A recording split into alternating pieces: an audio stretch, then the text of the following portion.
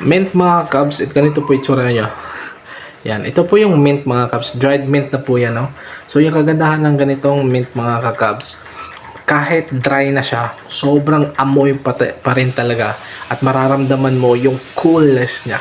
Alam nyo yung pag kumain kayo ng bubblegum na may flavor ng mint, ganun po siya. Kahit naka-dry, nakatulad nito. At sobrang daming good benefits ito mga Cubs. Wag nyo malitin siya. Okay? Hindi lang siya pang sahog sa ano natin, sa mga pagkain or sa bubblegum o pampalasa.